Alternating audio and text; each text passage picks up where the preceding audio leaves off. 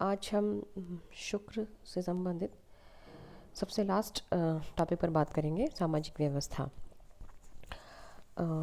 शुक्र ने माना है कि सामाजिक व्यवस्था किसी भी समाज के लिए बहुत आवश्यक है, क्योंकि जिस समाज में नियम कायदों का पालन होता है या राजकीय जो आचरण है, जो राजकीय व्यवस्थाएं हैं, वो यदि धर्म से नियंत्रित होती है, धर्म के आधार पर चलती है, तो ऐसा जो समाज होता है वो बहुत ही उचित समाज होता है।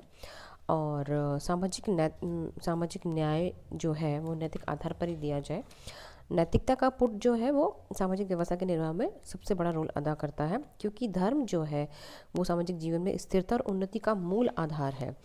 और धर्म के संबंध में शुक्र का मानना है कि यदि समाज में धर्म के प्रति हम लोग पारलौकिक पक्ष की अपेक्षा उसके सांसारिक पक्ष और लौकिक पक्ष की उपयोगिता को ध्यान में देखते हैं, तो व्यक्ति उसे नियंत्रित रहता है, क्योंकि धर्म के माध्यम से ही हम व्यक्ति को किसी भी नियम का पालन करने के लिए विवश कर सकते हैं या उसको आग्रह कर सकते हैं। ठीक है, तो उस सामाजिक व्यवस्था में धर्म जो है एक बेसिक आधार है। शुक्र ने वर्ण व्यवस्था के बारे में भी हमें जानकारी दी है। शुक्र ये मानते हैं कि जो है समाज में लगभग समाज में 4 तरह के वर्ण होते हैं: ब्राह्मण, क्षत्रिय, वैश्य और शूद्र। वर्ण व्यवस्था में मुख्य आधार जन्म को माना है, किंतु इसके विपरीत जो शुक्र ने व्यक्त किया है वो मानते हैं कि वर्ण का आधार जन्म होते हुए भी कर्म से भी किसी भी वर्ण की सदस्यता प्राप्त की जा सकती है। ये ध्यान रखिए, मनु जो है वो इस बात को नहीं मानते हैं, वो कर्म को बेसिक नहीं मानते हैं, जबकि शुक्र ये मानते हैं कि कर्म के आधार पर आप किसी भी वर्ण की जो सदस्यता वो प्राप्त कर सकते हैं। ब्राह्मण वर्ण के लिए उन्होंने माना है कि वेदों का अध्ययन करना, अध्यापन करना, शिक्षा देना, उसकी एवज में मिलने वाले थोड़े से धन से, धारने से या अन्न से अपना जीवन यापन करना ब्राह्मण का कर्तव्य है। दूसरा जो वर्ण है वो उन्होंने माना है क्षत्रिय। उन्होंने माना है कि क्षत्रिय जो है वो सज्जनों की रक्षा करेंगे, ठीक है, और दुष्टों का नाश करेंगे। उसके बाद में वैश्य जो है वो कृषि का काम करेंगे और गोपालन का काम करेंगे, क्योंकि उन्हें जीवन यापन भी चलाना होता है और राज्य के लिए भी कमाना होता है। तो कृषि करना, गोपालन करना और इसके अलावा वाणिज्य से संबंधित जो भी कार्य है वो सब वैश्य वर्ण करेगा। और सबसे जो हीन काम है, हीन का मतलब जैसे सफाई है, दूसरों का कचरा है, मैला उठाना है, या जो ये सारे कार्य हैं वो जो बेसिक है वो आपका शूद्र वर्ण करेगा। इस तरह से वो आपस में इन वर्णों के मध्य कुछ संबंध स्थापित करते हैं, लेकिन अलग अलग वर्णों के अलग अलग कर्मों का उल्लेख करते हुए भी श्रम विभाजन हमें दिखाई देता है। लेकिन व्यवहारिक कारणों से जब हम देखते हैं तो कोई एक व्यक्ति अपना पेट पालने के लिए यदि किसी दूसरे व्यक्ति को अपनाता है तो उसे निंदनीय नहीं माना जाएगा। ठीक है, ब्राह्मणों के अतिरिक्त किसी अन्य द्वारा भीख मांगकर अपना पेट भरना उचित नहीं मानते हैं वो। इनके कहने का मतलब ये है कि ब्राह्मण श्रेष्ठ है, ठीक है, और जीविका की दृष्टि से वो दूसरों पर डिपेंड करते हैं, लेकिन शूद्रों के प्रति भेदभाव या उन्हें सामाजिक व्यवस्था से हीन स्थान प्रदान करने का उन्होंने स्थान नहीं दिया है।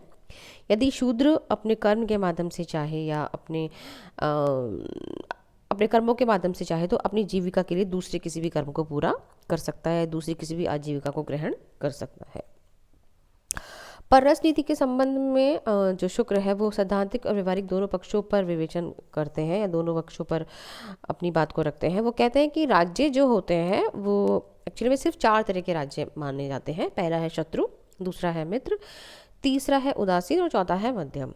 शत्रु वो होता है जिसकी सीमाएं आपसे टकराती है या जिसकी सोच आपसे नहीं मैच नहीं खाती है, या जो ये मान के चलता है कि जो आपका अड़ोसी है, पड़ोसी है, चारों दिशाओं में, आगे का है, पीछे का है, जिसकी दीवारें आपसे टच कर रही हैं, जिसकी सीमाएं आपसे टच कर रही है, वो शत्रु होते हैं।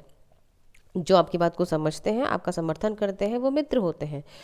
जो आपके प्रति किसी भी तरह का व्यवहार नहीं करते हैं, ना तो शत्रुता का ना ही मित्रता का, वो उदासीन श्रेणी में आते हैं। और जो राज्य 2 दुश्मनों के बीच दोस्ती कराता है या मध्यता का काम करता है, मध्यम का कार्य करता है, वो राज्य मध्यम होता है। उसका किसी से किसी तरह का विद्रोह नहीं होता। वो दोनों राज्यों के बीच में, 2 राज्यों के बीच में जो कि आपसी संबंध स्थापित नहीं करना चाहते, उनके मध्य में आपसी संधि के माध्यम से या आपसी प्यार के माध्यम से, समझौते के माध्यम से संबंध स्थापित करने की कोशिश करता है। शुक्र ने अपनी जो परराष्ट्र नीति है उसमें 4 तरह के उपाय बताए हैं: साम, दाम, भेद और दंड। शुक्र ये कहते हैं कि सामने वाले दुश्मन को कोशिश करके देखिए कि आप समझाएं और समझाने के बाद में वो आपकी बात को स्वीकार कर ले, मतलब समझ जाए और वो स्वीकार कर ले कि आप जो कह रहे हैं वो सही है। वो साम होता है, साम मतलब समझाना। दान का मतलब होता है किसी भी स्टेट को कुछ दे करके, धन दे करके या कुछ भी दे करके आप उसको समझाने की, अपने अपनी तरफ करने की कोशिश करें, वो दान कहलाता है। भेद में होता है कि हम किसी शत्रु राज्य की किसी अंदर की जानकारी को प्राप्त कर लें और उस अंदर की जानकारी के माध्यम से हम उसको प्रेशराइज करें कि वो हमारी बात मान ले। हालांकि ये नीति उचित नहीं मानी जाती है, लेकिन चूंकि सामने वाले को आपको अपने वश में करना है तो आप उसकी कमजोरियों को जानने की कोशिश करते हैं, और कमजोरी यदि आपको पता चल जाती है तो आप उसका इस्तेमाल भी करते हैं। और नंबर 4 पर है दंड। दंड का मतलब है सेना, और सेना का मतलब ये हो कि आप दूसरे को युद्ध की धमकी दे सकते हैं, अटैक की धमकी दे सकते हैं या आक्रमण की धमकी दे सकते हैं। उसके माध्यम से भी आप दूसरे राज्य को अपने वश में कर सकते हैं। 60 गुण नीति में उन्होंने संधि, विग्रह, यान, आसन, आश्रय और द्वेदी भाव बतलाए हैं, जो कि हम मनु और कौटिल्य में डिस्कस कर चुके हैं। मैं दोबारा इसको रिपीट नहीं करूँगी बिकॉज हम 2 बार इसको कर चुके हैं, और जिनको नहीं समझ में आया वो एक बार वीडियो और देख सकते हैं मनु और कौटिल्य का। गुप्त और गुप्तचर व्यवस्था के बारे में शुक्र बताते हैं कि जो गुप्त और गुप्तचर है उनमें दूसरों का मन का भाव पढ़ने की शक्ति होनी चाहिए, अपने मन के भाव छुपाने की शक्ति होनी चाहिए, वो अच्छी स्मरण शक्ति रखते हो, समझने की क्षमता हो, और देश काल के अनुरूप अपने आप के कर्तव्य को समझ सके, संधि करा सके, विग्रह करा सके, यान करा सके, आसन करा सके, द्विधि भाव करा सके, या वाक चातुर्य इतना ज़्यादा हो कि अपनी बात को मनवा सके। ठीक है।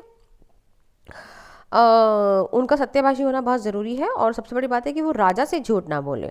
यदि राजा से उन्होंने झूठ बोला है तो जो शुक्र है वो कहते हैं कि झूठी मैसेज अगर वो राजा को देते हैं तो ऐसे समय में उनको दंड दिया जाना चाहिए, और दंड बिल्कुल मिलना चाहिए। मतलब आप राजा से झूठ नहीं बोल सकते हैं। युद्ध के प्रति शुक्र बताते हैं कि युद्ध बेसिकली तो बहुत अंतिम चरण पे आना चाहिए, पर क्षत्रिय का वो इसको एक अनिवार्य कर्तव्य मानते हैं। मतलब युद्ध जो है वो बहुत ज़रूरी है। मतलब युद्ध के बिना आप अपना कार्य, युद्ध के बिना एक राज्य जो है वो अपना विकास नहीं कर सकता। ठीक है। एंड सबसे बड़ी बात यह है कि राज्य जो है वो अपनी सारी चीज़ें, अपने सारे जो कार्य हैं वो इसी के माध्यम से कर सकता है। युद्ध अंतिम विकल्प होना चाहिए, क्योंकि क्षत्रिय का वो अनिवार्य कर्तव्य है, और युद्ध में सभी नियमों का पालन करना चाहिए। आप किसी ऐसे व्यक्ति पर आक्रमण ना करें जिसकी पीठ आपकी तरफ हो, या आप युद्ध को छोड़ करके ना भागे। आपातकाल में आप ब्राह्मणों को भी क्षत्रिय के रूप में युद्ध लड़ना चाहिए। किसी भी नपुंसक, हाथ जोड़े हुए व्यक्ति, सिर के बाल बिखरे हुए व्यक्ति, बैठे हुए व्यक्ति का आपको वध नहीं करना है। किसी भी सोते हुए व्यक्ति पर या वेश धारण करने पर, शस्त्र रहित होने पर किसी पर अटैक नहीं करना है। दूसरों के साथ होते हुए युद्ध को देखने वाले व्यक्ति पर प्रहार नहीं करना है, और जलपान करते हुए, भोजन करते हुए डरे हुए व्यक्ति पर आपको अटैक नहीं करना है। और यदि राजा अपने किसी स्टेट को जीत लेता है, युद्ध में किसी को जीत लेता है, तो उस प्रजा को वो अपनी प्रजा के रूप में माने, अपनी प्रजा को योग्यता के अनुसार पद ग्रहण करवाए या पद पर बिठाए, और शत्रु की प्रजा को हमेशा प्रसन्न रखे, अपनी प्रजा की तरह उनका पालन करे, और मंत्रिमंडल में, ठीक है, अपने प्रति निष्ठा रखने वाले नए मंत्रिमंडल का निर्माण कर सकता है।